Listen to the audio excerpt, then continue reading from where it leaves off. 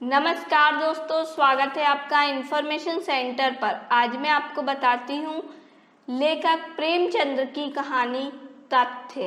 वह भेद अमृत के मन में हमेशा ज्यों का त्यों बना रहा और कभी ना खुला, ना तो अमृत की नजरों से, ना उसकी बातों से और ना रंग ढंग से ही। पूर्णिमा को कभी इस बात का नाम को भी भ्रम हुआ कि साधारण पड़ोसियों का जिस तरह बर्ताव होना चाहिए और लड़कपन की दोस्ती का जिस तरह निभाव होना चाहिए, उसके सिवा अमृत का मेरे साथ और किसी प्रकार का संबंध है या हो सकता है। बेशक जब वह घड़ा लेकर कुएं पर पानी खींचने के लिए जाती थी, तब अमृत भी ईश्वर जाने कहां से वहां आ पहुंचता था और जबरदस्ती उसके हाथ से घड़ा छीनकर उसके लिए पानी खींच देता था। और जब वह अपनी गाय को सानी देने लगती थी, तब वह उसके हाथ से भूसे की टोकरी ले लेता था और गाय की नान में सानी डाल देता था। जब वह बनिए की दुकान पर कोई चीज लेने जाती थी, तब अमृत भी अक्सर उसे रास्ते में मिल जाया करता था और उसका काम कर देता था। पूर्णिमा के घर में कोई दूसरा लड़का या आदमी नहीं था। उनके पिता का कई साल पहले परलोकवास हो चुका था और उसकी माँ पर्दे में रहती थी। जब अमृत पढ़ने जाने लगता, तब पूर्णिमा के घर जाकर पूछ लिया करता कि बाजार से कुछ मंगवाना तो नहीं है। उसके घर में खेती बाड़ी होती थी, गाय भैंसे थी और बाग बगीचे भी थे। वह अपने घर वालों की नज़र बचाकर फसल की चीज़ें सौगात के तौर पर पूर्णिमा के घर दे आता था, लेकिन पूर्णिमा उसकी इन खातिरदारियों को उसकी भलमनसाहत और खाने पीने से संतुष्ट होने के सिवा और क्या समझे और क्यों समझे। एक गांव में रहने वाले चाहे किसी प्रकार का रक्त संबंध या कोई रिश्तेदारी ना रहते हों, लेकिन फिर भी गांव के रिश्ते से भाई बहन होते ही तो हैं, इसलिए इन खातिरदारियों में कोई खास बात ना थी। एक दिन पूर्णिमा ने उससे कहा कि तुम दिन भर मदरसे में रहते हो, मेरा जी घबराता है। अमृत ने सीधी तरह से कह दिया, क्या करूं, इम्तिहान पास आ गया है। मैं सोचा करती हूँ कि जब मैं चली जाऊंगी तब तुम्हें कैसे देखूंगी और तुम क्यों मेरे घर आओगे। अमृत ने घबराकर पूछा, कहाँ चली जाओगी। पूर्णिमा लजा गई, फिर बोली, जहाँ तुम्हारी बहनें चली गईं, जहाँ सब लड़कियाँ चली जाती हैं। अमृत ने निराश भाव से कहा, अच्छा यह बात। इतना कहकर अमृत चुप हो गया। अभी तक यह बात कभी उसके ध्यान में ही नहीं आई थी कि पूर्णिमा कहीं चली भी जाएगी। इतनी दूर तक सोचने की उसे फुर्सत ही नहीं थी। प्रसन्नता तो वर्तमान में ही मस्त रहती है। यही भविष्य की बातें सोचने लगे तो फिर प्रसन्नता ही क्यों रहे। और अमृत जितनी जल्दी इस दुर्घटना के होने की कल्पना कर सकता था, उससे पहले ही यह दुर्घटना एक खबर के रूप में सामने आ ही गई। पूर्णिमा के ब्याह की एक जगह बातचीत हो गई। अच्छा दौलतमंद खानदान था और साथ ही इज्जतदार भी। पूर्णिमा की माँ ने उसे बहुत खुशी से मंजूर भी कर लिया। गरीबी की उस हालत में उसकी नज़रों में जो चीज़ सबसे ज़्यादा प्यारी थी, वह दौलत थी। और यहाँ पूर्णिमा के लिए सब तरह से सुखी रहकर जिंदगी बिताने के सामान मौजूद थे, मानो उसे मुँह मांगी मुराद मिल गई हो। इससे पहले वह मारे फिक्र के भूली जाती थी। लड़की के ब्याह का ध्यान आते ही उसका कलेजा धड़कने लगता था। अब मानो परमात्मा ने अपने ही एक कटाक्ष से उसकी सारी चिंताओं और विफलताओं का अंत कर दिया। अमृत ने सुना तो उसकी हालत पागलों की सी हो गई। वह बेतहाशा पूर्णिमा के घर की तरफ दौड़ा, मगर फिर लौट पड़ा। होश ने उसके पैर रोक दिए। वह सोचने लगा कि वहां जाने से क्या फायदा, आखिर उसमें उसका कसूर ही क्या है और किसी का क्या कसूर है। अपने घर आया और मुंह ढककर लेट रहा। पूर्णिमा चली जाएगी, फिर वह कैसे रहेगा। वह विचलित सा होने लगा। वह जिंदा ही क्यों रहे, जिंदगी में रखा ही क्या है। लेकिन यह भाव भी दूर हो गया और उसका स्थान लिया उस निस्तब्धता ने जो तूफान के बाद आती है। वह उदासीन हो गया। जब पूर्णिमा जाती ही है तो वह उसके साथ कोई संबंध क्यों रखे, क्यों मिले जुले, और अब पूर्णिमा को उसकी परवाह ही क्यों होने लगी।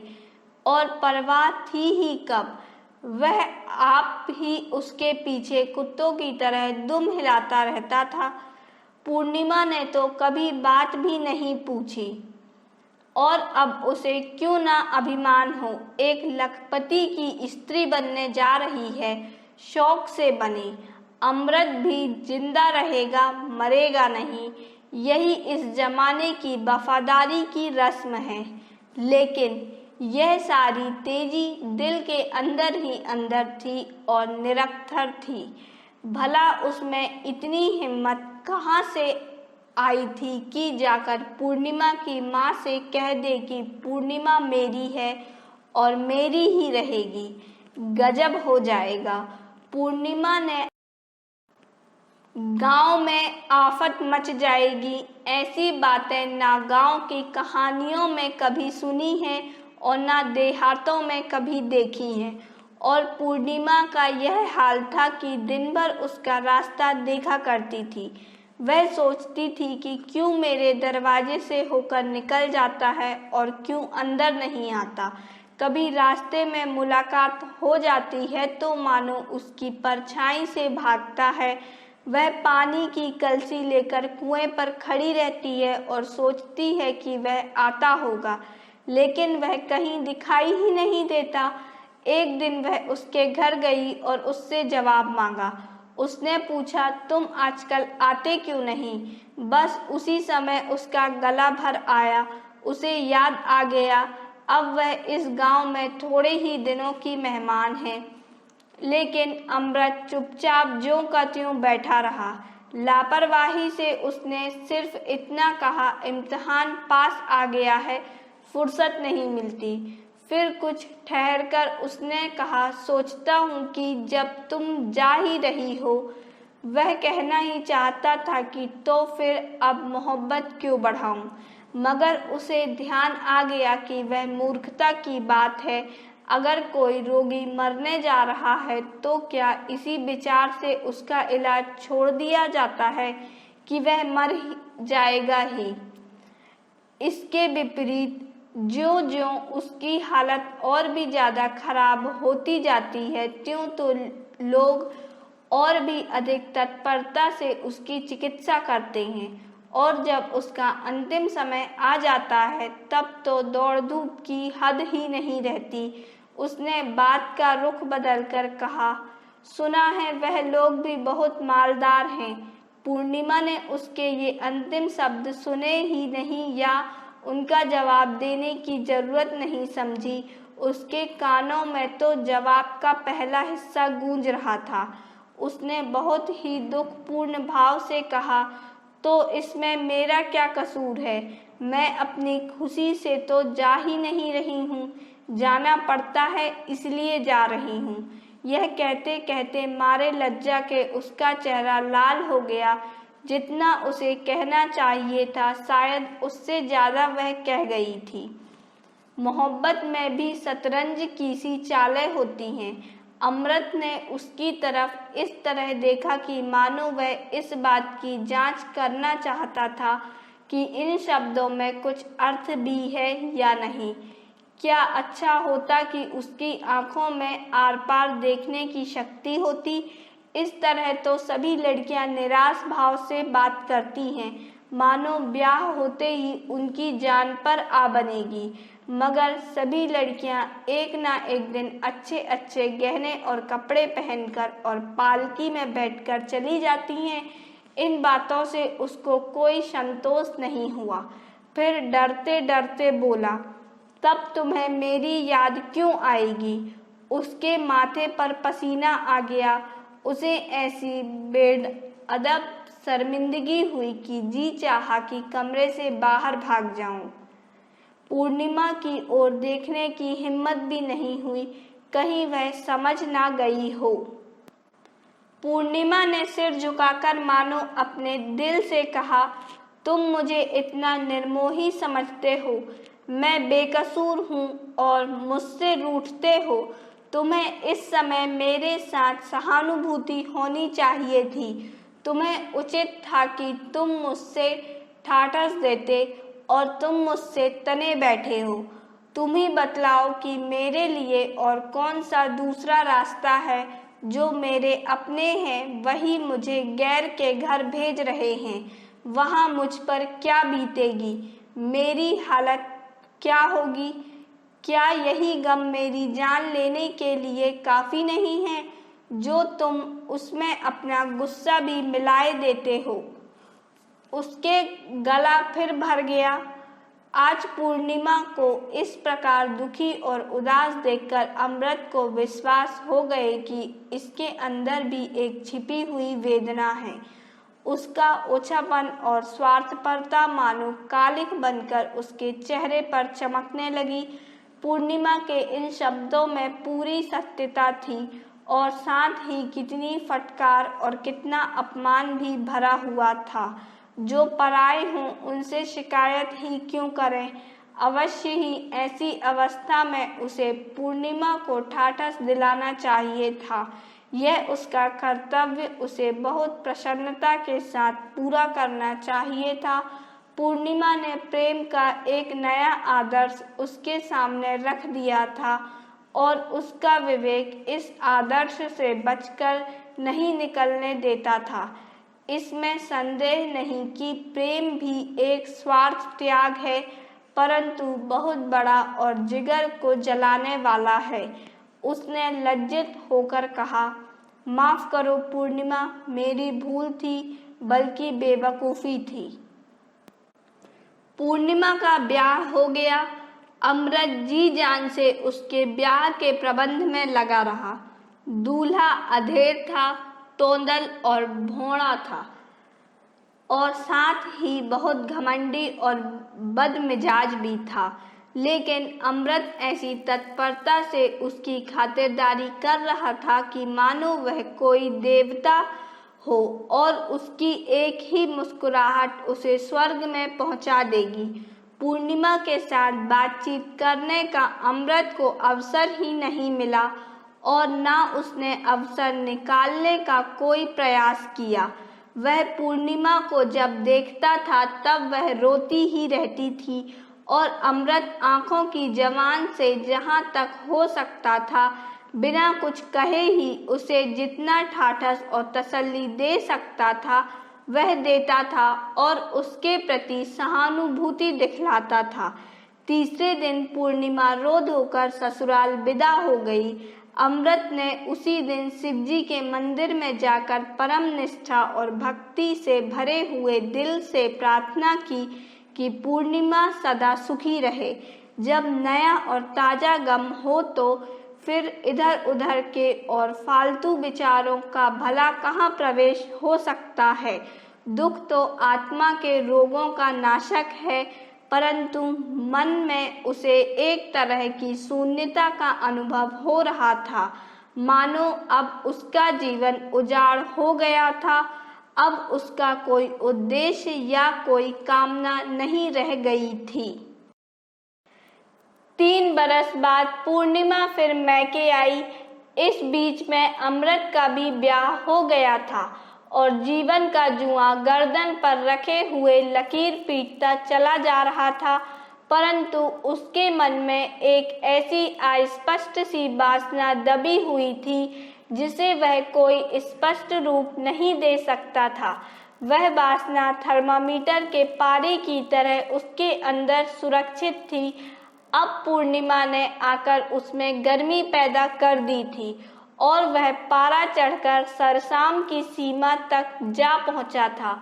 उसकी गोद में 2 बरस का एक प्यारा सा बच्चा था। अमृत उस बच्चे को दिन रात मानो गले से बांधे रहता था। वह सवेरे और संध्या उसे गोद में लेकर टहलने जाया करता था और उसके लिए बाजार से तरह तरह के खिलौने और मिठाइयाँ लाया करता था। सवेरा होते ही उसके जलपान के लिए हलवा और दूध लेकर पहुंचा जाता था।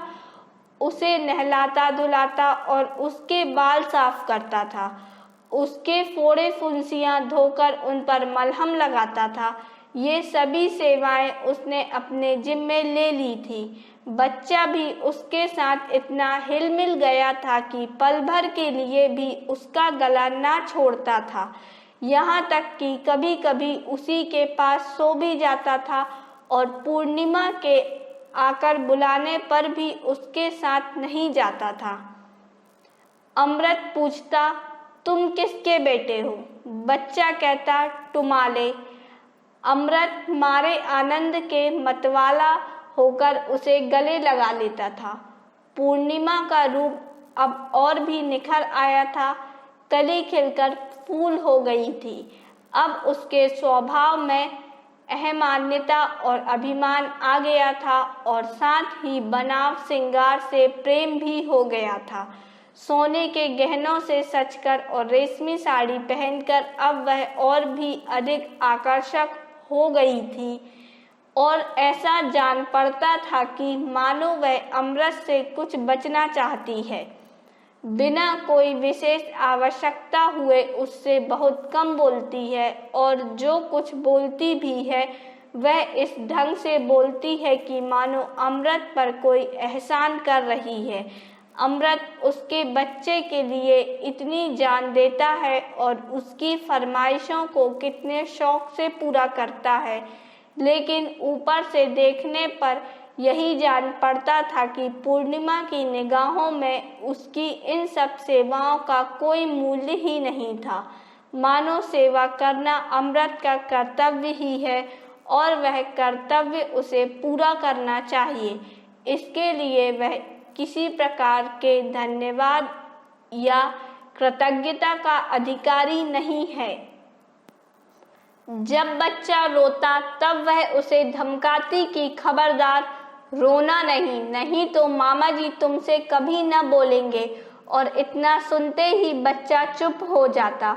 जब उसे किसी चीज की जरूरत होती है तब वह अमृत को बुलाकर मानो आज्ञा के रूप में उससे कह देती है और अमृत भी तुरंत उस आज्ञा का पालन करता है, मानो वह उसका गुलाम हो।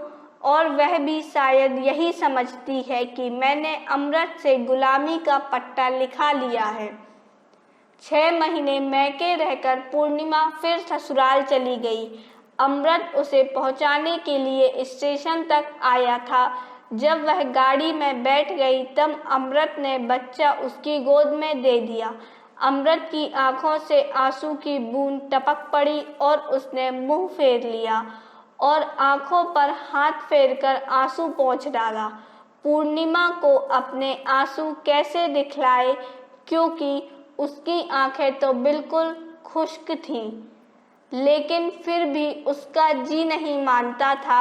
वह सोचता था कि ना जाने अब फिर कब मुलाकात हो। पूर्णिमा ने कुछ अभिमान के साथ कहा, बच्चा कई दिन तक तुम्हारे लिए बहुत हुड़केगा। अमृत ने भरे हुए गले से कहा, मुझे तो उम्र भर भी इसकी सूरत नहीं भूलेगी। कभी कभी एकाध पत्र तो भेज दिया करो। भेजूंगा, मगर मैं जवाब नहीं दूंगी, यह समझ लो। मत देना, मैं मांगता तो नहीं, मगर याद रखना। गाड़ी चल पड़ी। अमृत उसकी खिड़की की ओर देखता रहा। गाड़ी के कोई एक फरलॉन्ग निकल जाने पर उसने देखा कि पूर्णिमा ने खिड़की से सिर निकालकर उसकी तरफ देखा और फिर बच्चे को गोद में लेकर उसे जरा सा दिखला दिया। अमृत का हृदय उस समय उड़कर पूर्णिमा के पास पहुंच जाना चाहता था। वह इतना प्रसन्न है कि मानो उसका उद्देश्य सिद्ध हो गया हो। उसी वर्ष पूर्णिमा की मां का देहांत हो गया। पूर्णिमा उस समय सफर में थी। वह अपनी मां को अंतिम समय ना देख सकी। जहां तक हो सकता था अमृत ने पहले तो उसकी पूरी चिकित्सा की और उसके मर जाने पर उसका क्रियाकर्म भी कर दिया। ब्राह्मणों को भी और बिरादरी वालों को भी भोजन कराया, मानो स्वयं उसी की मां मर गई हो। स्वयं उसके पिता का देहांत हो ही चुका था, इसलिए वह आप ही अपने घर का मालिक हो गया था। कोई उसका हाथ पकड़ने वाला नहीं था। पूर्णिमा अब किस नाते से मैके आती, और फिर अब उसे इतनी फुर्सत कहाँ थी। अपने घर की मालकिन थी, घर किस पर छोड़कर आती। उसे 2 बच्चे और भी हुए। पहला लड़का बड़ा होकर स्कूल में पढ़ने लगा, छोटा देहात के मदरसे में पढ़ता था। अमृत साल में एक बार नाई को भेजकर उन सब की खैर सलाह मंगा लिया करता था। पूर्णिमा सब प्रकार से सुखी और निश्चिंत है, और उसकी तसल्ली के लिए इतना ही काफी था। अमृत के लड़के भी सयाने हो गए थे। वह घर गृहस्थी की चिंताओं में फंसा रहता था। फिर उसकी उम्र भी 40 से आगे निकल गई थी, परंतु फिर भी पूर्णिमा की स्मृति अभी तक उसके हृदय में गंभीरतर भाग में सुरक्षित थी। अचानक एक दिन अमृत ने सुना कि पूर्णिमा के पति का देहांत हो गया, परंतु आश्चर्य यह था कि उसे कोई दुख नहीं हुआ। वह यूं ही अपने मन में यह निश्चय कर बैठा था कि इस खबीस बुड्ढे के साथ पूर्णिमा का जीवन कभी ईश्वर्या के योग्य नहीं हो सकता। कर्तव्य की व्यवस्था और पतिव्रत धर्म के पालन के विचार से उसने कभी अपना हार्दिक कष्ट प्रकट नहीं किया था, परंतु यह असंभव है कि सभी प्रकार के सुख और निश्चिंतता के रहते हुए भी उस घृणित व्यक्ति के साथ उसे कोई विशेष प्रेम रहा हो। यह तो भारतवर्ष ही है, जहाँ ऐसी अप्सराएं ऐसे अयोग्य कुपात्रों के गले बांध दी जाती हैं, और नहीं तो यह पूर्णिमा किसी दूसरे देश में होती तो उस देश के नवयुवक उस पर निछावर हो जाते।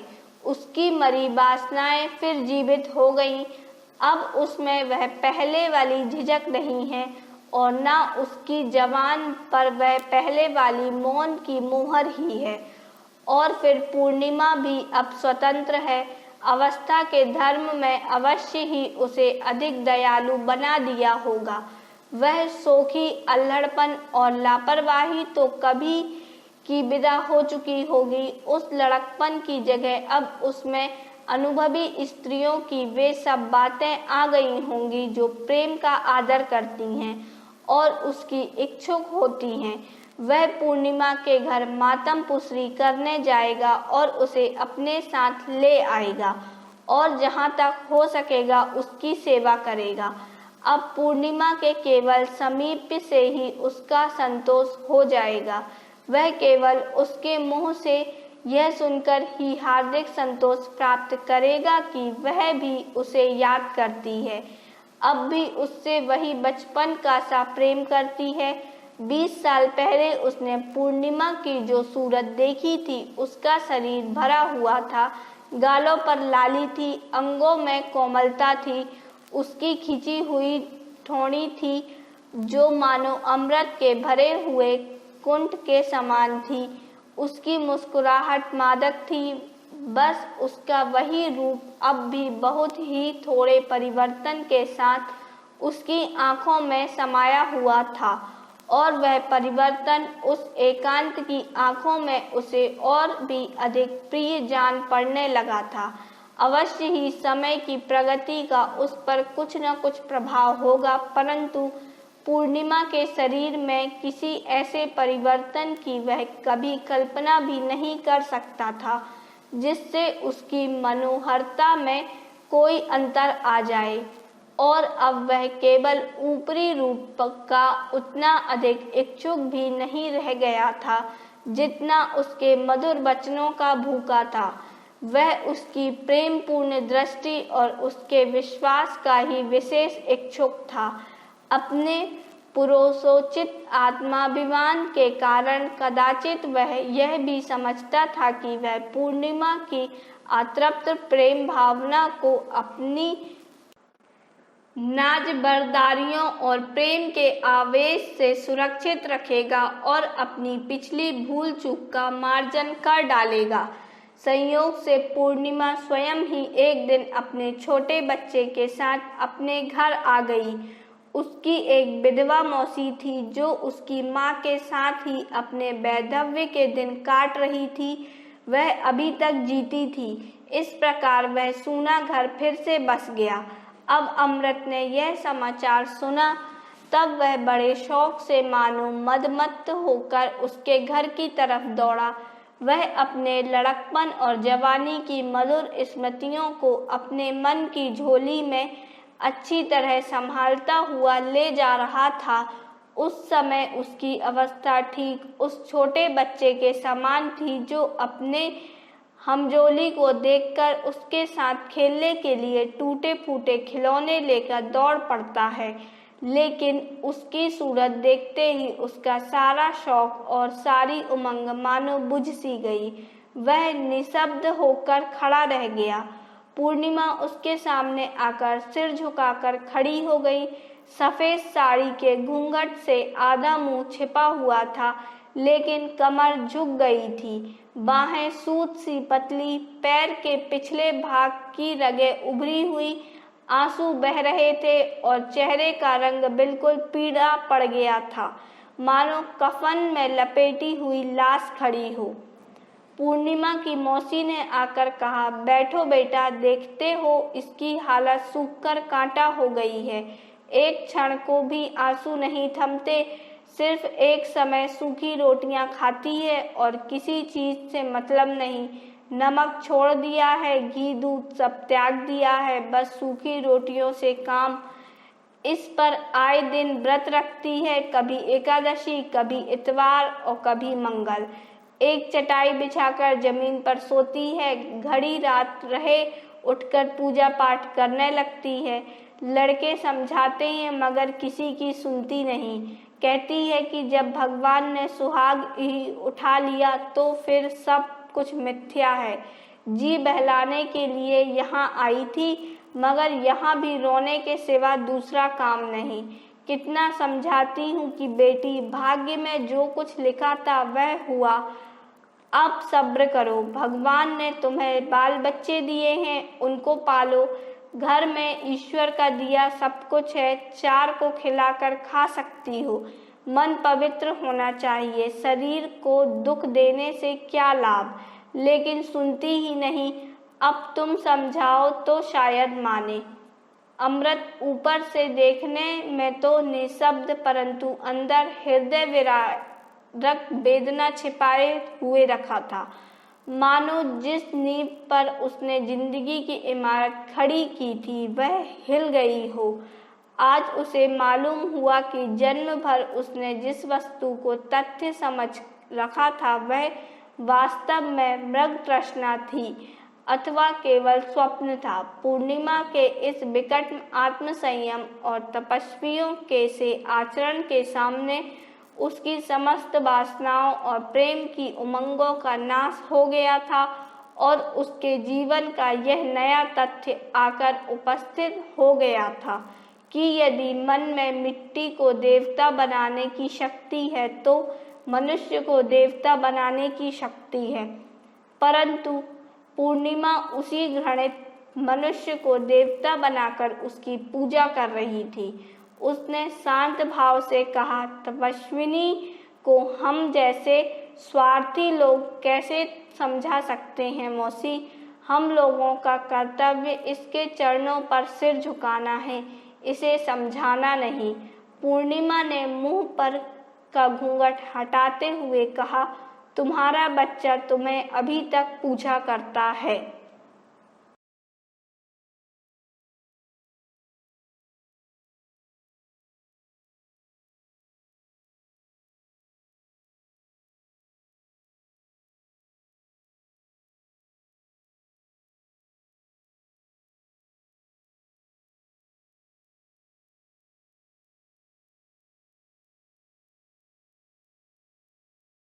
हमारे इस वीडियो को एंड तक देखने के लिए आपका बहुत बहुत धन्यवाद। आपको हमारा ये वीडियो कैसा लगा हमें कमेंट बॉक्स पर कमेंट कर ज़रूर बताएं। और जो इस चैनल पर नए हैं वह हमारे चैनल इन्फॉर्मेशन सेंटर को सब्सक्राइब कर लें। आप हमारे वीडियो को लाइक एंड शेयर ज़रूर करें। धन्यवाद।